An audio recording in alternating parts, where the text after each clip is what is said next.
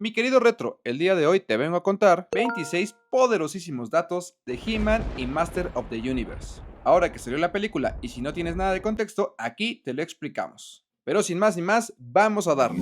He-Man y los Amos del Universo nacieron puramente como una estrategia comercial. Así es, ya que básicamente fue una estrategia de Mattel para poder vender estos juguetes, convirtiéndose sin querer en una de las franquicias más exitosas del momento. El primer boceto de nuestro héroe fue una obra realizada por el diseñador Mark Taylor, quien inicialmente creó un personaje llamado Torak y a quien podemos ver en la película como una referencia, que era como una especie de vikingo o bárbaro prehistórico. Cada una de estas figuras venía con un minicómic que contaba la historia de He-Man y los Amos del Universo. Sin embargo, en estos minicómics no existía el concepto del príncipe Adam, en donde He-Man simplemente era un guerrero de fuerza bruta sin identidad secreta. El príncipe Adam es mitad humano. Así como lo viste en la película, él es hijo de los reyes de Eternia, el rey Randor, que es originario de este lugar, y la reina Marlena, su parte humana, que quedó atrapada en Eternia cuando su nave se averió. En los años 70, Star Wars se llevó las palmas. Es así que George Lucas se acercó a Mattel para ofrecerle la fabricación de los juguetes, sin embargo, esta se negó,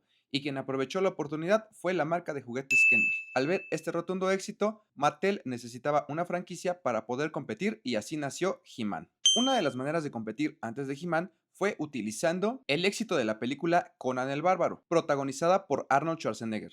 Sin embargo, Mattel desistió de esta idea, puesto que la película era de un tono más adulto y no conectaba tanto con los niños. Gran parte de los diseños de Conan fueron reutilizados para crear a He-Man. De hecho, se considera que la figura de Savage He-Man es en realidad el juguete original de Conan el Bárbaro. Antes de elegir el nombre definitivo de la franquicia, Mattel optó por varias opciones, siendo una de las más populares Lords of Power o Señores del Poder, pero al final la idea fue descartada por tener matices religiosos y fue así como nació Amos del Universo, pero regularmente lo ubicamos como He-Man o como Motu. Representar la musculatura de He-Man era bastante complejo, por lo que los dibujantes originales de los cómics contrataron a fisicoculturistas reales para filmar sus movimientos y utilizarlos como una referencia fidedigna. Skeletor es el tío de He-Man.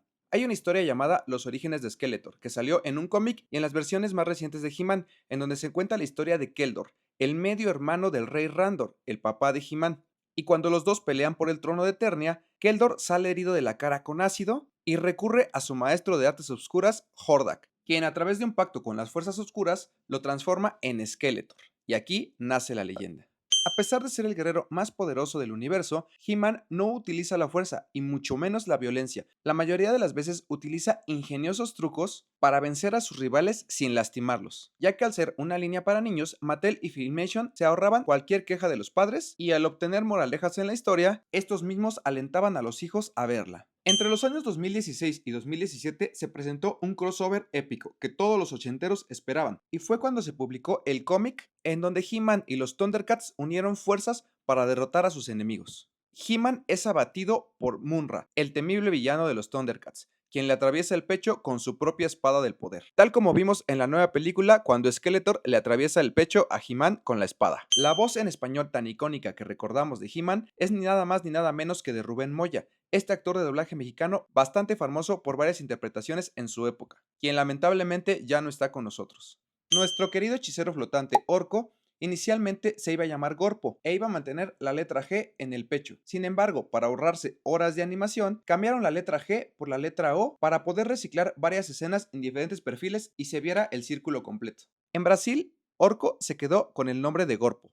Y en la línea de juguetes de Origins que salió en 2020, varios empaques en Latinoamérica salieron con un error de impresión en donde no traía la R y simplemente decía Oco, lo que subió el valor de estas figuras en el mercado. El tema musical de la serie de He-Man no tenía una versión en español. Es aquí donde entra el Capitán Memo, quien en ese tiempo contaba de gran fama como cantante y creó una adaptación para el mercado hispano que se convirtió en todo un himno y que hizo que también las ventas se elevaran en Latinoamérica y particularmente en Chile, de donde era el Capitán Memo. Para diciembre de 1984, el New York Times reportó que tras un año era una de las series más vistas, con más de 9 millones de personas tan solo en Estados Unidos, transmitida en más de 166 canales y más de 37 países a nivel mundial, coronándose como el show infantil más visto de ese año. Tras el éxito rotundo de la caricatura y la línea de juguetes, en el 87 se decidió hacer una película live action, protagonizada por Dolph Lundgren. Seguro lo recuerdas por interpretar a Iván Drago en Rocky. En la película de 2026, Dolph Lundgren hace un pequeño cameo en el gimnasio cuando se encuentra con Adam y le da un gran consejo para revivirle el ánimo. Cannon Films, la productora de la película del 87, tenía tanta fe en la producción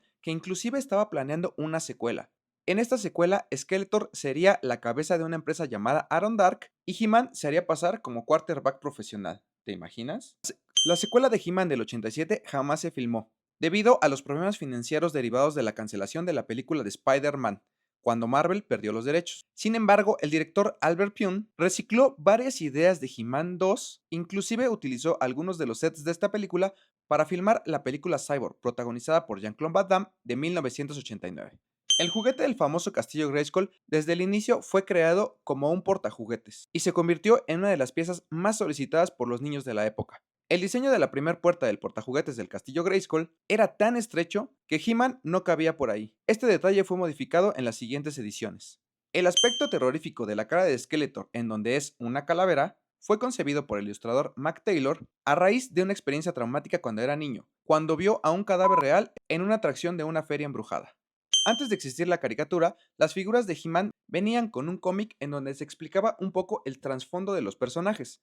Sin embargo, los niños a los que iba dirigido aún no sabían leer. Es ahí donde Mattel se alía con Filmation para crear la caricatura. La caricatura de He-Man sorprendentemente atrajo a bastante público femenino, superando incluso algunas ventas de Barbie en ese tiempo. Es por eso que Mattel decidió sacar la parte femenina y de aquí nace She-Ra, la hermana de He-Man. La caricatura de He-Man no tuvo un final como tal.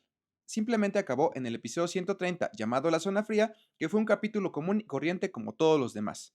Esa fue su última emisión. La última aparición de nuestro héroe He-Man fue a través de la caricatura de She-Ra en el capítulo El asalto a la colmena. Este capítulo sirvió como un tipo de despedida de nuestro héroe y Skeletor en los años 80. Las generaciones modernas no conocían a He-Man, sin embargo, se volvió un meme bastante popular en los 2000 cuando en internet se popularizó un videoclip con la canción What's Up, en donde nuestro héroe bailaba de formas bastante extrañas. Inclusive se hace un pequeño guiño de esto en la película. Estos fueron algunos datos curiosos sobre He-Man y Masters of the Universe desde los 80s hasta la actualidad. Y si el video te gustó, por favor, danos like y compártenos, que eso nos ayuda mucho para crecer. Y yo me despido con esta figura clásica de He-Man de los 80s que se parecía a Silvia Pinal. Nos vemos en el pasado.